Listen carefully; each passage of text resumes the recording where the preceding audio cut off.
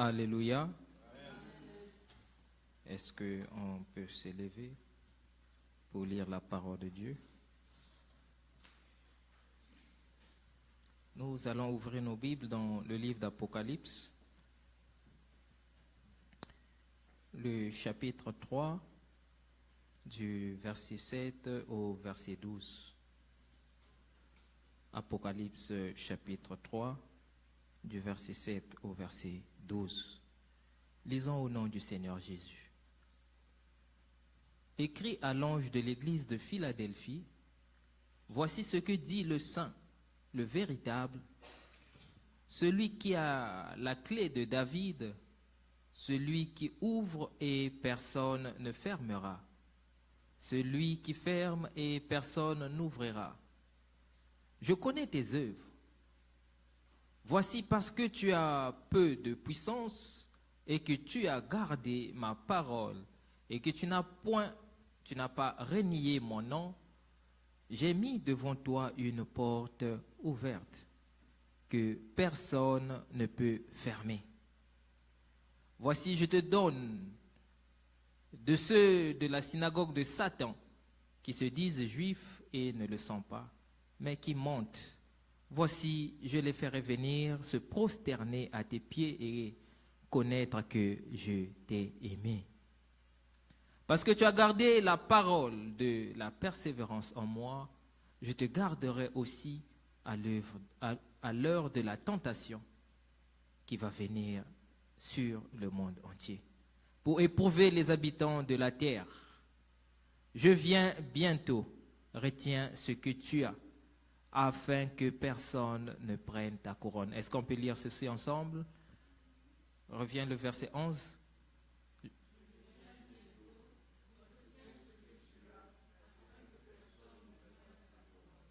Au verset 12, on va encore lire ensemble. Je ferai de lui une...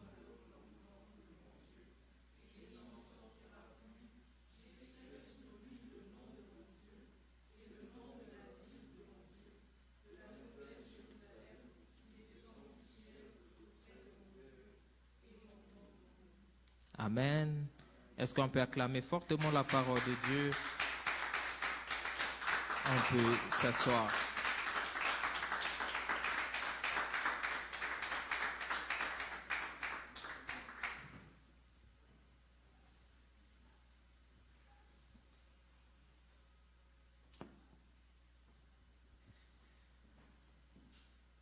Éternel notre Dieu, je te loue, je te bénis pour ce matin. Toi qui sais faire toutes choses en avance, tu avais prévu ce jour pour que je me tienne devant ton peuple afin qu'il reçoive une parole précise, spécifique, spéciale pour quelqu'un. Je te bénis, Seigneur, de ce que tu vas m'utiliser comme un instrument pour ce peuple béni. Merci infiniment pour ta parole et ta grâce. Dispose nos cœurs, ô Dieu, d'écouter ta parole afin que ton nom soit élevé à jamais. Dans le nom de Jésus. Amen. Amen. Est-ce que tu es dans la joie d'être dans la maison du Seigneur ce matin? Alors, j'aimerais que tu pousses des cris de joie et d'acclamation pour le Seigneur Jésus-Christ. Gloire à l'agneau, gloire à notre Dieu, gloire à Jésus-Christ. Il n'y a pas un autre Dieu comme lui. Il n'y a pas un autre Dieu comme notre Dieu. Il est élevé au-dessus de toutes choses.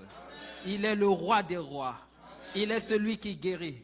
Il est celui qui délivre. Il est celui qui donne la victoire. Il est celui qui donne la bénédiction. Il est celui qui emmène à l'élévation. Il est celui qui fait sortir de la prison spirituelle. Il est celui qui donne la force à ceux qui en ont perdu. Il s'appelle Jésus-Christ de Nazareth. Est-ce qu'on peut encore acclamer le Seigneur Jésus? On peut encore élever le nom de Dieu. On peut encore dire de lui qu'il est notre Dieu. Il est l'alpha et l'oméga. Et celui qui ouvre les portes dont personne ne peut fermer. Il est notre Dieu. C'est celui pour lequel nous nous sommes réunis ce matin. Est-ce que tu es encore dans la joie comme moi pour pousser des cris d'acclamation pour ce Dieu-là? Il est élevé au-dessus de tout. Jésus est roi. Jésus est roi. Jésus est roi. Est-ce que tu peux déclarer des paroles et élever le nom de ce Dieu parce qu'il est notre Dieu? Oh, j'aime le Seigneur, j'aime Dieu quand il travaille. Et ce matin, le Seigneur est ici avec nous. Ce matin, il est venu rencontrer quelqu'un. Ce matin, c'est parmi les cultes les plus spéciaux que je n'ai jamais passés dans ma vie. Parce que le Seigneur, quand il prévoit des choses, il organise tout selon son moyen, son désir, ses objectifs. Et là où même nous, on ne s'attendait pas, Dieu va nous faire rencontrer un rendez-vous dont on ne s'attendait pas. Amen. Il est vivant, il est glorieux. Or, quelquefois, il m'arrive d'avoir juste le temps de déclarer les bienfaits. Comment Dieu est. Il est grand, il est magnifique, il est merveilleux. Des fois, les mots me manquent pour exprimer comment notre Dieu est. Alors, ce matin, Dieu voudrait nous parler de ce message qu'il a déposé dans mon cœur, dont le thème est « Dieu fera de toi une colonne ». Est-ce que quelqu'un peut dire avec moi « Dieu fera de moi une colonne ». Dieu fera de toi une colonne. Il fera de toi une colonne. Dieu fera de toi une colonne. Alors ce matin, bien-aimés, partons du texte que nous avons lu d'Apocalypse chapitre 3 qui nous parle d'un message de Dieu. Un message que le Seigneur s'adressait aux 7 églises de l'Asie. Il y a des années, 2000 ans passés après que le Seigneur Jésus-Christ ne soit élevé, et les apôtres ont pris la relève de l'œuvre de Dieu. Ils ont implanté les églises, et parmi les 7 églises majeures que l'on connaît dans la Bible, il y a l'église de Thyatire, l'église de Sardes, l'église de Pergame, l'église de Laodicée. Il y a aussi l'église de Philadelphie. Ce sont les 7 églises que l'on trouve dans le livre d'Apocalypse. Alors ici, pendant cette période, les églises traversaient plusieurs situations difficiles. Et chaque église prenait une direction spécifique. Et nous avons l'église de Laodicée qui est reconnue comme une église qui était tiède aux yeux de Dieu, mais dont, devant les yeux des hommes, était une église forte. Et dans l'église de Laodicée, les gens avaient un amour désintéressé pour Dieu, mais leur amour était vraiment fixé sur les biens matériels. Amen.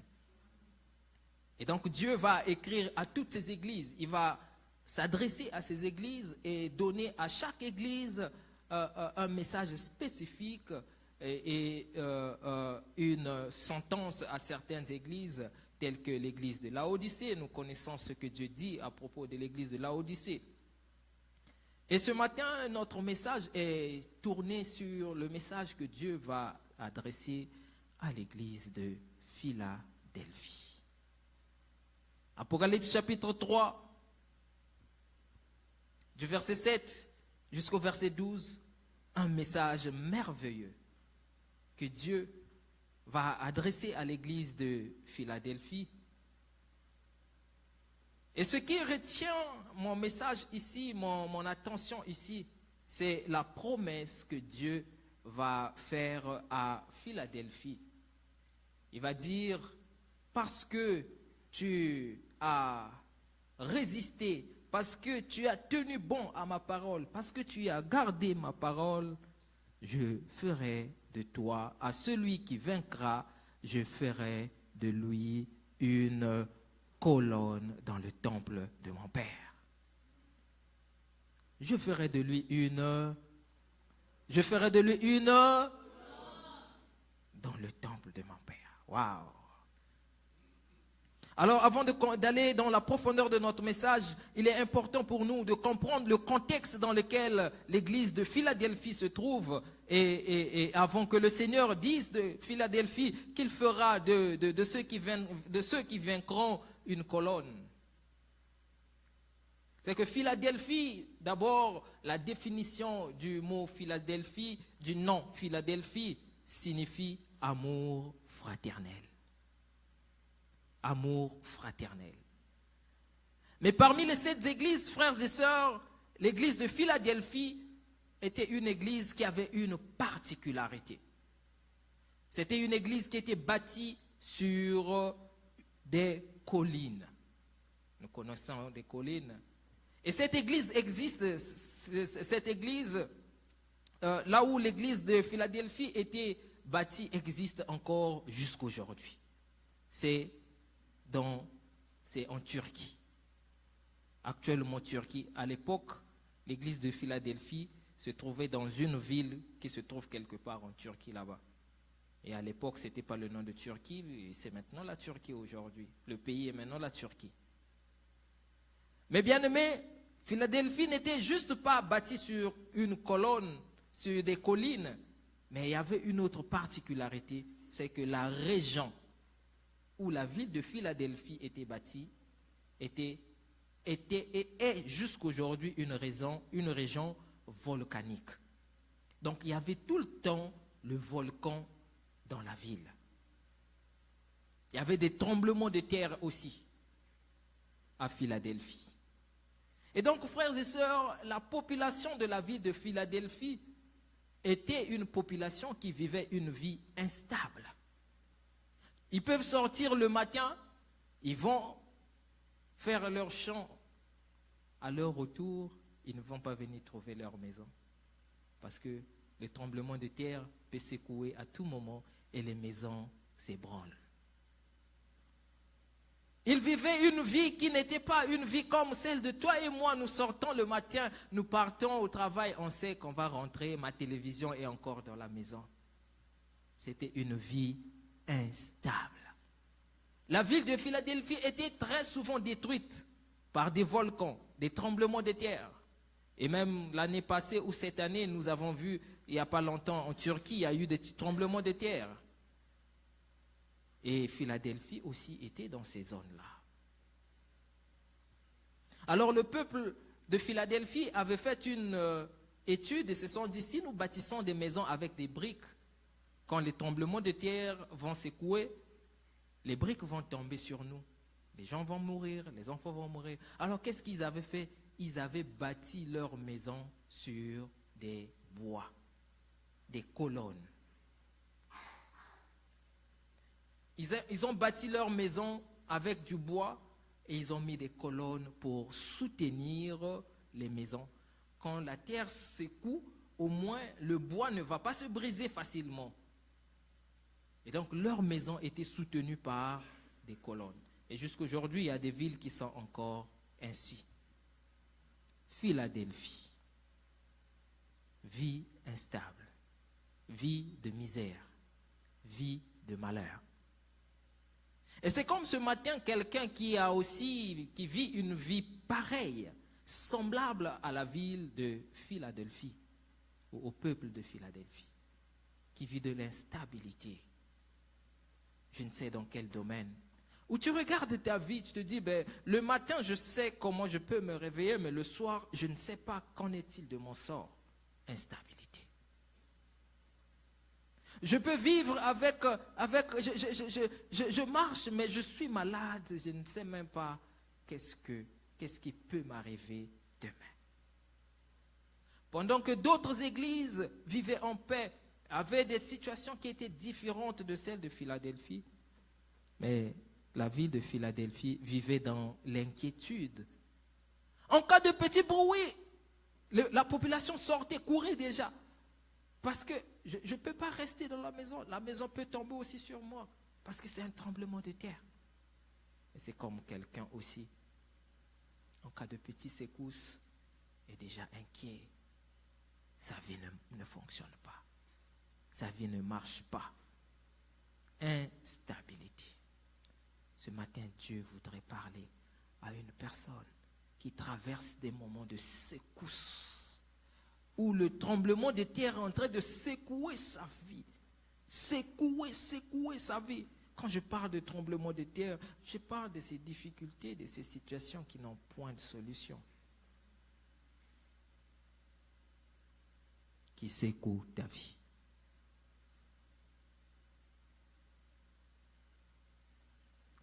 Je parle de ces inquiétudes, de ces angoisses qui ne te permettent pas de dormir paisiblement. La population de Philadelphie, le peuple de Philadelphie ne dormait pas paisiblement. Ils dormaient une oreille, l'autre oreille était dehors, leur attention était... Il se peut qu'il va se produire quelque chose. Instabilité. Je suis malade. Ah, ma maladie n'a pas de médicament. Jusqu'au point où tu ne sais même pas quoi faire, que faire. Instabilité. Instabilité. Mais c'était un peuple qui priait. Et parmi les 7 églises, Philadelphie a reçu l'un des messages les plus beaux de Dieu. Waouh! Comment peut-on comprendre? Ceux qui vivaient en paix, ceux qui avaient moins de difficultés, moins de problèmes, moins de... Dieu dit là-bas, je connais vos œuvres. Mais quand il arrive à Philadelphie, à ceux qui souffraient, il leur dit, je ferai de vous une colonne dans la maison de mon Père. Amen. Dieu fait une bonne promesse quand il s'adresse aux 7 églises. Je ferai de vous une colonne dans la maison de mon Père.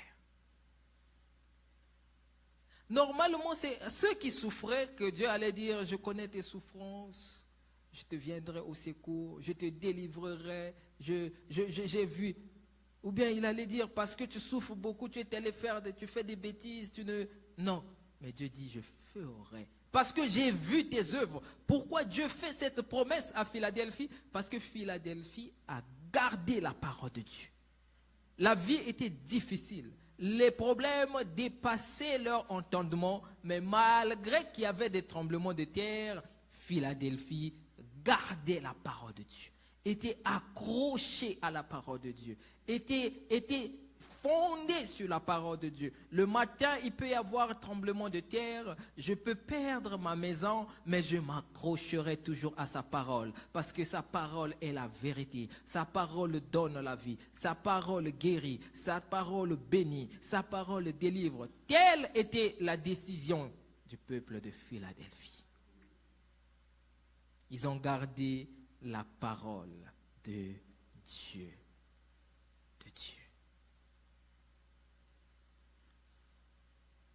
Ils ont gardé la parole. Est-ce que tu gardes toujours la parole de Dieu comme le peuple de Philadelphie?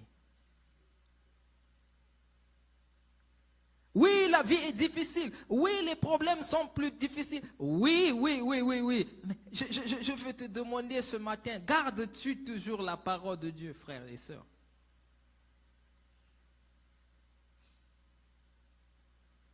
Vous savez, il y a une chose que l'on fait souvent. On parle de la part de Dieu ou de la parole de Dieu, mais dans nos cœurs, en fait, cette parole n'est seulement sur nos langues ou bien sur nos lèvres. Oh, Jésus est bon, mais au-dedans de nous, il n'y en a pas. Jésus est bon, il n'y est pas. Amen.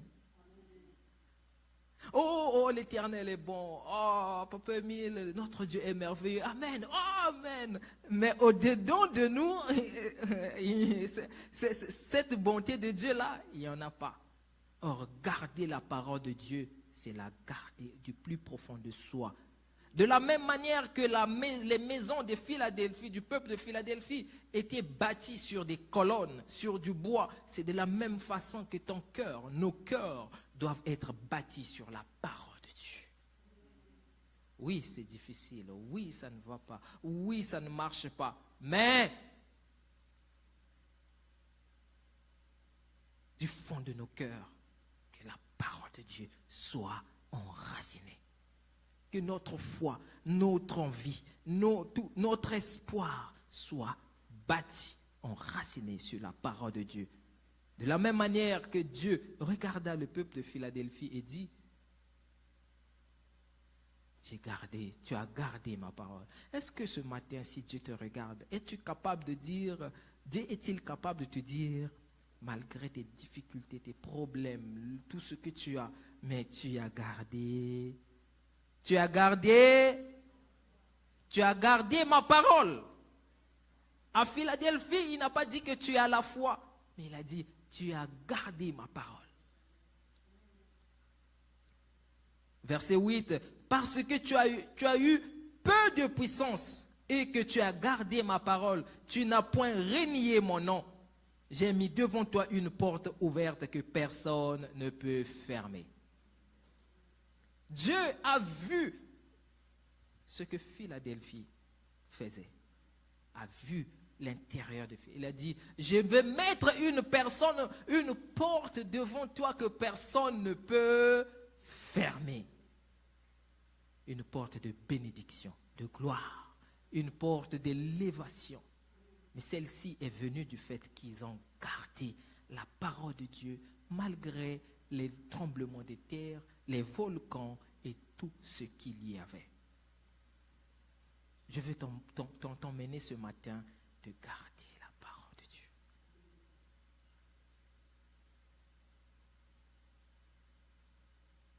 Ne regarde pas tes problèmes, regarde la parole de Dieu. Que la parole de Dieu ne soit pas juste sur tes lèvres une récitation, frères et sœurs. Vous savez, surtout les moments qu'on traverse, des moments extrêmement difficiles, c'est des moments où il nous est très difficile d'être accrochés à Dieu.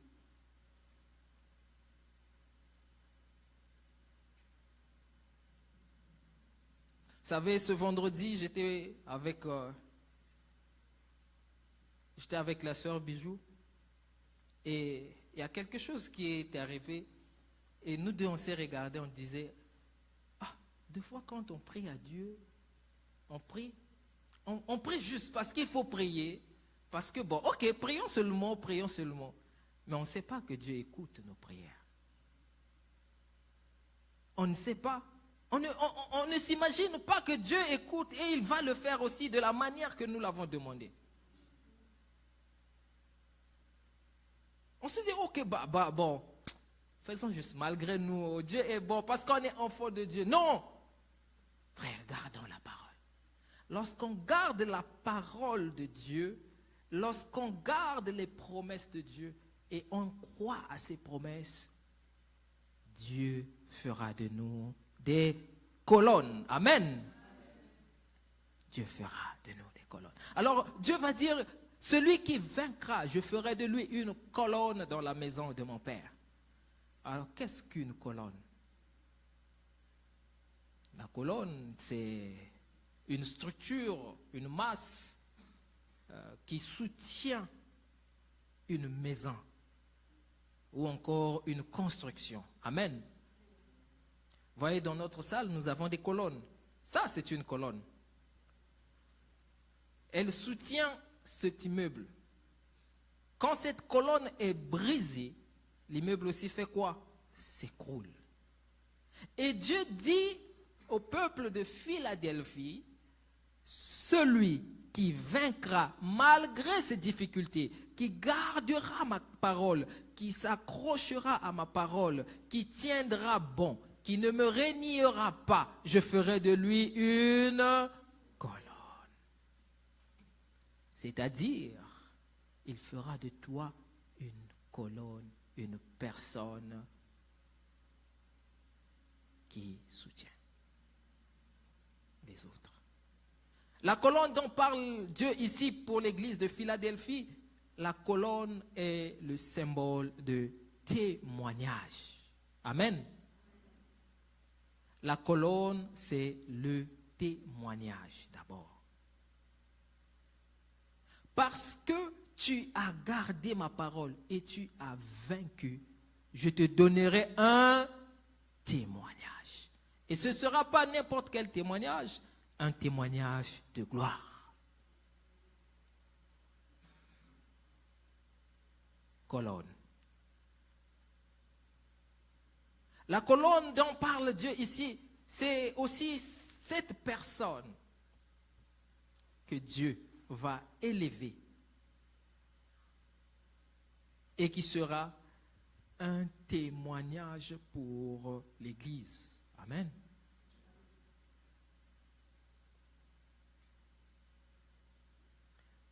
Vous voyez cette colonne, toutes les charges, le poids de cet immeuble est supporté par ces poteaux que nous voyons. Et Dieu, en faisant de toi une colonne, il fera de toi une personne sur laquelle les autres, ceux qui sont faibles vont s'appuyer. Amen. Ce que je veux dire ici, c'est que Dieu va t'emmener de gloire en gloire.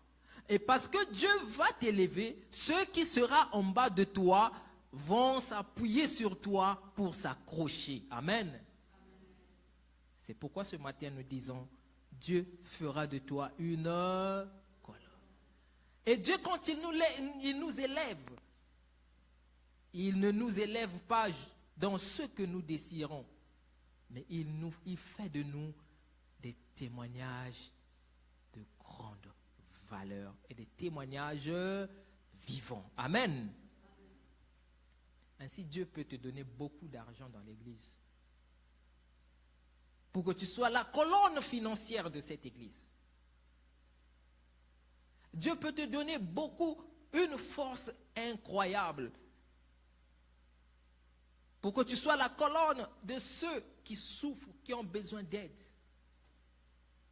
J'aimerais te poser une question ce matin. Quand tu regardes ta vie, tu regardes tout ce que tu vis, dans quel domaine Dieu est en train de te préparer, de faire de toi une colonne? Quel domaine que Dieu est en train de te préparer pour faire de toi une colonne, une source de provision, une personne sur qui tout le monde peut compter, dans la famille, dans la société, dans l'église. Ah, nous avons notre colonne ici qui est le pasteur Émile. Si le pasteur Émile fait 2 dimanches, 3 dimanches, il dit, bon, je vais juste rester chez moi parce que je ne vais pas venir à l'église. L'église va commencer à... Oui, le pasteur, il n'est pas venu. Deuxième dimanche, il n'est pas venu. Troisième dimanche, moi aussi je reste à la maison. Après demain, moi aussi je reste à la maison. Et c'est comme ça que l'église va finir par faire quoi? Disparaître. Pourquoi? Parce que la colonne de l'église n'est plus là. Et de la même façon que Dieu, toi aussi, te prépare à une histoire, à un témoignage de gloire. Que certaines personnes vont se dire, si je suis encore en vie, si je tiens bon encore, c'est parce que à mes côtés, il y a la sœur Marvina qui a traversé cette difficulté, qui a traversé cette épreuve, qui a vécu la même chose. Et moi aussi, je suis dans le même chemin qu'elle. Je crois qu'à travers le témoignage, le Dieu qu'elle a servi, le Dieu qui l'a fait du bien, le Dieu qui l'a délivré, le Dieu qui l'a béni, moi aussi me bénira. Et tu deviens une colonne au milieu de tes frères. Tu deviens une colonne au milieu de l'église. Tu deviens une colonne dans la famille et dans la société. Amen. Dieu fera de toi une colonne. Il fera de toi une colonne. Parce que tu as gardé sa parole. Parce que tu as été fidèle à lui. Parce que tu as mis toute ta foi, ta confiance en lui pendant des moments difficiles. Pendant que tout n'allait pas bien. Au lieu de faire le choix d'abandonner, de faire le choix de pleurer, de te morfondre, de faire le choix de tout ce qui est mauvais, combien de gens ne se sont-ils pas tournés, n'ont-ils pas tourné le dos à Dieu parce que les situations deviennent difficiles? Mais Dieu dit, je ferai de toi une colonne. Une colonne. Parce que tu as gardé ma parole et tu avais la persévérance en moi. Colonne, colonne, colonne. Vous savez, Dieu ne fait pas des hommes des colonnes en vain. Juste parce que tu es un enfant de Dieu et il va faire de toi une référence. La colonne dont je parle ce matin, c'est une personne qui est une référence. Référence. Quand on veut parler de telle chose, on sait, il y a notre papa qui est là. Il y a tel problème, il faut voir. Dieu ne fait pas de nous des références comme ça. Dieu nous prépare. Et de la même façon que l'église de Philadelphie, qui se trouvait dans un lieu de tremblement de terre, c'est de la même façon aussi que ta vie se trouve quelquefois dans un terrain qui est rempli de tremblements de terre, d'embûches, de difficultés. Et toi, tu es rempli de désespoir. Où tu pries, tu pleures. Où est Dieu dans tout ce que je vis? Où est Dieu? Où est Dieu? Seigneur, est-ce que tu vois vraiment? Est-ce que tu m'entends vraiment? Est-ce que tu es vraiment avec moi? As-tu reçu la visitation d'un ange qui t'a dit que Dieu n'est plus avec toi? As-tu reçu la visitation d'un ange qui t'a dit que Dieu t'a abandonné? Frères et sœurs, tant que tu n'as pas encore reçu une telle visitation, sois rassuré que Dieu est toujours avec toi. Et il te prépare. Le peuple de Philadelphie pouvait se poser la question, Seigneur, comment tu nous as conduits sur cette terre remplie de tremblements de terre? Je ne comprends pas. Comment? Est-ce que Dieu nous aime même? Comment il a permis que nous venions trop de tremblements de terre, de volcans? Il y en a certains même qui pouvaient dire, oh, mais c'est une terre maudite, ça. Et Dieu nous a emmenés là? Non, je ne crois pas. Non, il y avait la volonté de Dieu là-bas. Dieu était avec eux, malgré qu'ils perdaient des enfants, qu'il y avait des morts parmi eux. Dieu était avec eux, il voyait. C'est comme toi aussi, dans ta vie. Peut-être tu vis des choses où tu te dis, Seigneur, Seigneur, Seigneur. Il voit, il est en train de te préparer pour être une colonne parmi les 7 églises. Une colonne. Il y avait un serviteur de Dieu. Dieu l'avait dit, il lui dit, fais un jeûne de 6 mois, parce que j'ai une grande mission à atteindre, à réaliser avec toi. Il est entré en jeûne. À la fin de son jeûne, Dieu lui a dit, je t'envoie en mission en Inde. Tu vas aller évangéliser là-bas. Et quand tu vas arriver, il y aura des foules que je veux rassembler. Que ta mission d'évangélisation va rassembler des foules et des foules que tu n'as jamais vues dans ton ministère. Alors il était content. Oh, Seigneur, va faire des grandes choses avec moi. Il est parti en Inde. Arrivé en Inde, le premier jour de la croisade, 20 personnes. C'était 3 jours de croisade, d'évangélisation. Il dit 20 personnes. Ok. Il dit, oh, Dieu quand il parle, il ne ment jamais.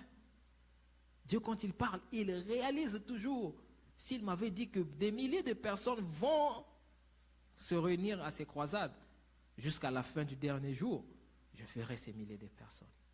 Deuxième jour, il va à la croisade, 10 personnes. Il dit, oh, incroyable ça.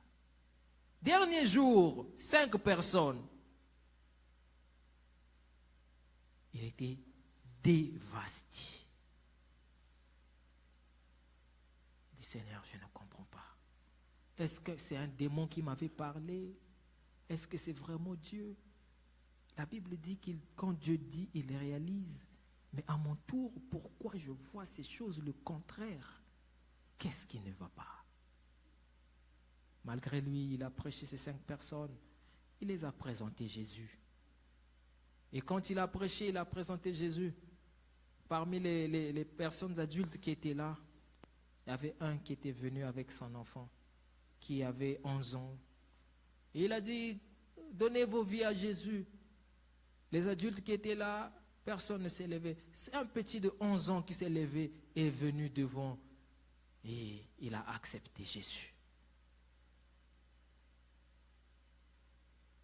Il a fait la prière. Il est rentré chez lui aux États-Unis, déçu, démoralisé. Seigneur, qu'est-ce que tu m'as fait? Seigneur, qu'est-ce qu'il a? Tu as dit ça, moi je vois le contraire. tu m'as abandonné, Seigneur. Pendant 20 ans, il est resté. Il continue de servir le Seigneur malgré tout cela. Pendant 20 ans, il priait toujours pour comprendre, Seigneur, pourquoi? J'ai jamais compris ça. J'ai fait donc mon jeûne de 6 mois pour rien. Alors 20 ans plus tard, un jour, il est chez lui, il reçoit l'invitation. On lui dit, homme de Dieu, on t'invite en Inde pour venir prêcher la parole de Dieu. Il est parti en Inde, il a accepté l'invitation, il est parti en Inde. Et quand il est arrivé, il était bien accueilli à l'aéroport. Il ne savait pas qui l'invitait, mais au moins il avait reçu l'invitation, il était allé. On l'a bien accueilli à l'aéroport. Et le jour où il devrait prêcher est arrivé, quand il va à l'église, une méga church de plus de 15 000 personnes et qui était dirigée par des serviteurs et tout ça. Il était impressionné. Il dit, waouh, Seigneur, quelle grâce. Il a prêché. Mais avant de prêcher, le pasteur de cette église prend le micro devant la foule. Il pose la question au pasteur. Est-ce que tu te souviens de moi? Le pasteur américain regarde et dit, non, je ne me souviens pas de toi. Il dit, il y a plusieurs années, tu étais venu faire une croisade d'évangélisation dans ce pays. Et il y avait un jeune homme de 11 ans qui avait accepté le Seigneur. Ce jeune homme, c'est moi. Tu vois cette foule, c'est grâce à toi que Dieu a emmené cette foule à lui. Dieu a fait de cet Américain une colonne, un témoignage d'évangélisation. Nous ne savons pas par quel moyen Dieu passe pour faire de nous des colonnes. Le défaut avec nous, enfants de Dieu, c'est que nous avons souvent l'habitude de dire, je veux ça, que Dieu fasse ça aussi. Je veux de l'argent, $5 000, que Dieu me donne $5 000. Or, Dieu peut passer par un autre chemin. Et cet évangéliste américain, dans la ville où se trouve cette église en Inde, il est célébré, il est élevé. Tout le monde le connaît, tout le monde, on parle de lui. Pourquoi? On parle de lui comme un père dans l'évangélisation dans cette ville-là. Parce qu'il a établi des grandes choses. Dieu a ouvert les portes. Il avait persévéré. Malgré toutes ces choses. Dieu a fait de lui une colonne. Une colonne. Alors, frères et sœurs, Dieu veut faire de toi aussi une colonne ce matin. Peu importe dans quelle difficulté tu te trouves, Dieu veut faire de toi une colonne. Mais à toi de tenir bon. Écoutez ce que dit Apocalypse 3:12.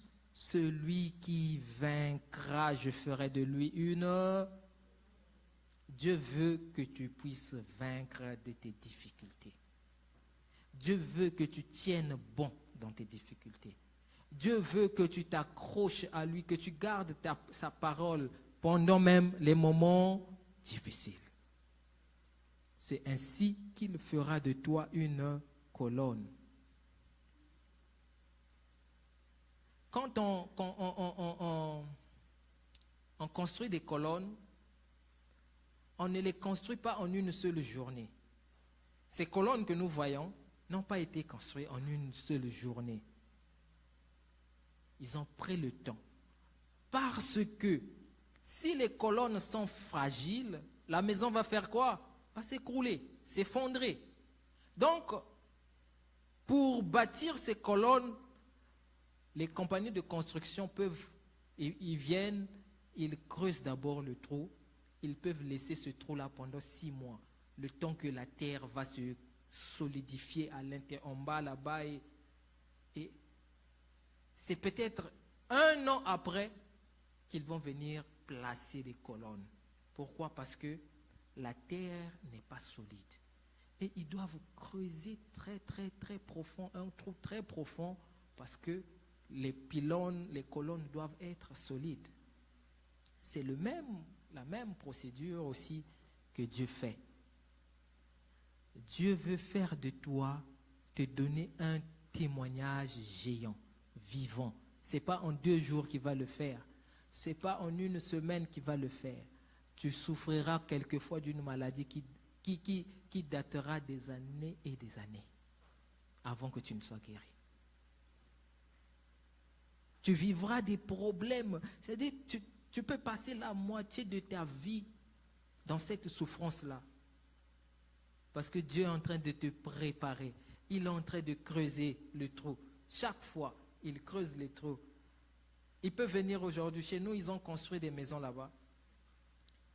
En 2023, on a vu des voitures de construction qui sont venues. Ils ont creusé des trous. Ils ont creusé des trous. Ils sont partis.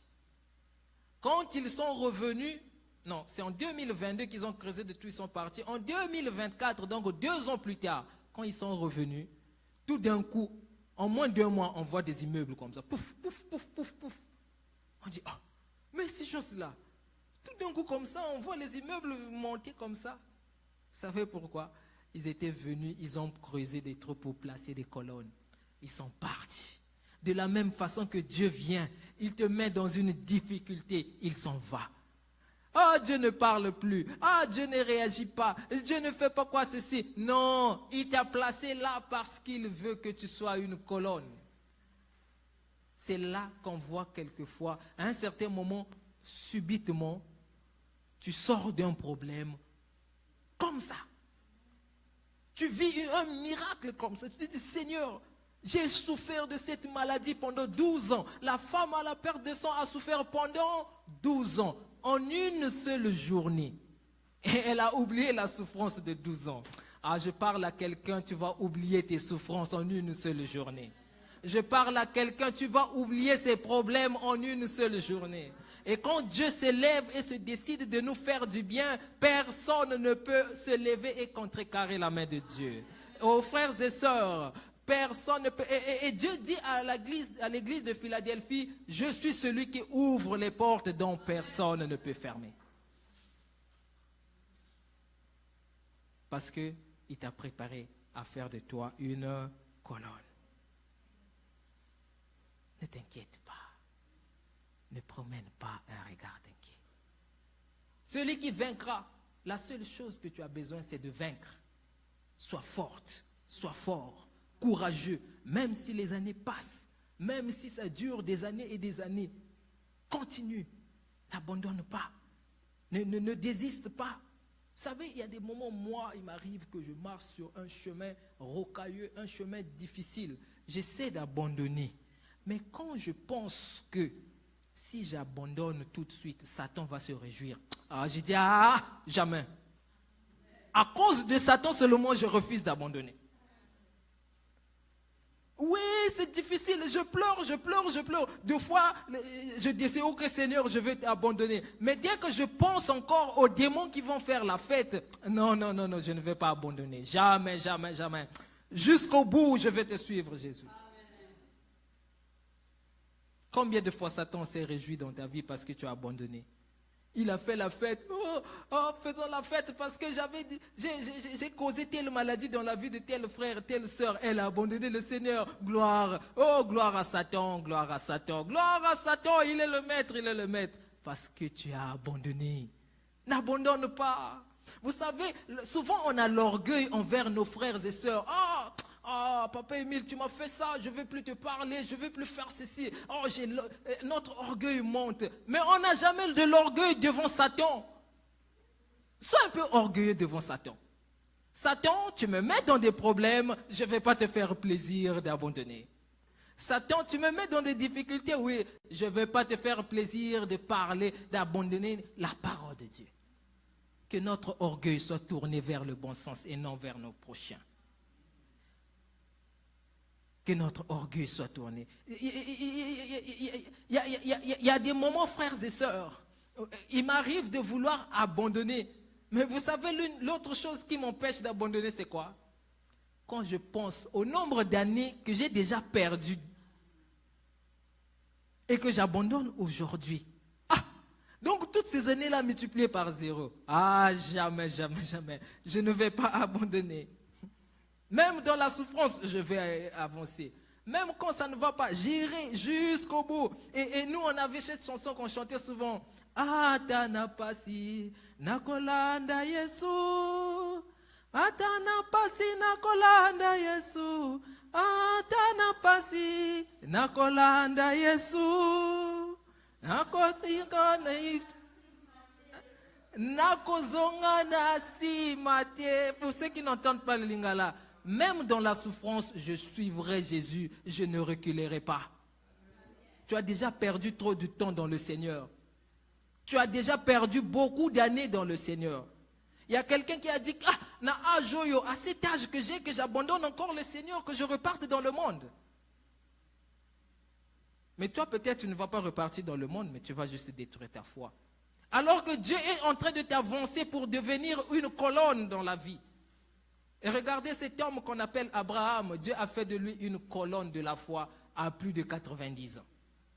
Ah, je parle à une Sarah qui a déjà 89 ans de stérilité et qui dit, j'ai passé 89 ans de stérilité. Pourquoi encore croire que je mettrai au monde? Tu vas mettre au monde à 90 ans. Parce que Dieu veut faire de toi une colonne.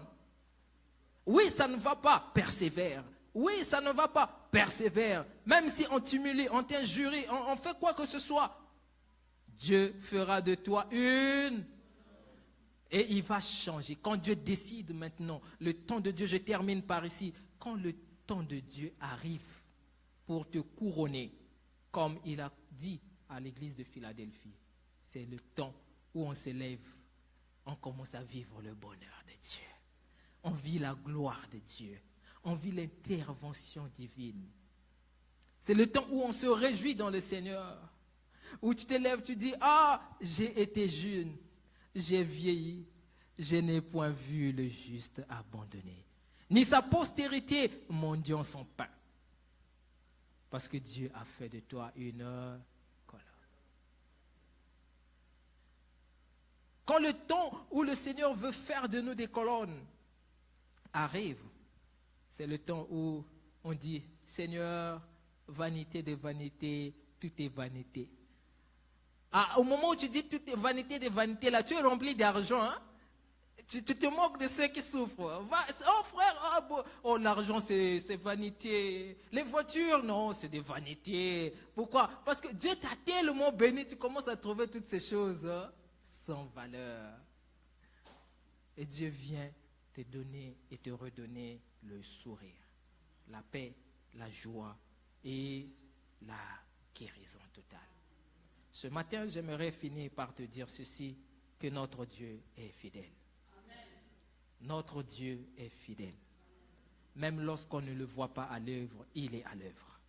Même lorsque on n'espère pas que le Seigneur peut le faire, il est à l'œuvre. Même lorsqu'on voit que la vie nous montre, tout ce que la vie nous montre est contraire à ce que la parole de Dieu a déclaré, Dieu est à l'œuvre.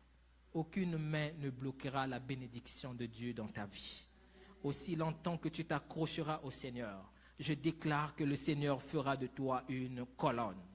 Daniel était tombé dans la fosse au lion. Jonas est sorti du poisson. Jésus est sorti du tombeau. Toi aussi tu sortiras de tes difficultés. Parce que Dieu fera de toi une colonne. Là où les hommes s'attendent que tu tombes afin que tu sois humilié, Dieu va te relever avec la gloire. Parce qu'il fera de toi une colonne. Or, je déclare que l'histoire de ta vie ce matin prend une autre direction et que la gloire de Dieu et les anges de Dieu t'accompagnent afin que tu sois un véritable témoignage. Dieu te fera vivre sa grâce. Il te fera vivre sa main. Et tu seras, frères et sœurs, une adresse de bénédiction. Il y a certaines personnes, lorsqu'on parle de la bénédiction, directement on pense à ces personnes. Pourquoi? Parce que Dieu les a tellement bénis. Dans la Bible, lorsqu'on parle de la bénédiction, on pense directement à Salomon. Parce que Salomon vivait l'abondance matérielle et d'une richesse infinie. Pourquoi? Salomon était devenu l'adresse de la bénédiction. Il est l'adresse de... Alors cette même adresse sera aussi liée à ton nom. Parce que Dieu fera de toi une colonne. Et ce que je veux dire à la fin, c'est que Dieu n'a pas encore fini de travailler. Ce que tu as déjà vu dans ta vie n'est pas encore suffisant. Il y a d'autres choses qu'il va faire. Et surtout, quand il fera de toi une colonne. Ma prière ce matin, en terminant ce message, est que le Seigneur Jésus-Christ fasse de l'Église de Montréal une colonne dans la communauté des frères chrétiens du Canada. Et que l'on se souvienne de nous. Un jour, ils étaient dans des difficultés. Ça n'allait pas. Rien ne marchait. Mais ils ont gardé la parole véritable de Dieu. Et Dieu a fait d'eux des colonnes. Que Dieu vous bénisse.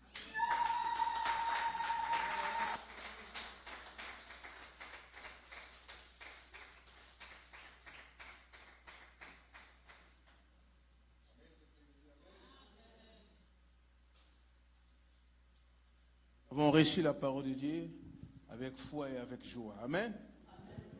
Car le Seigneur a parlé au travers de son serviteur pour nous donner cette semence. Comme j'avais dit au début, Dieu a préparé nos cœurs pour recevoir sa semence. Que ces grains tombent sur une bonne terre et que les grains soient multiples. Amen.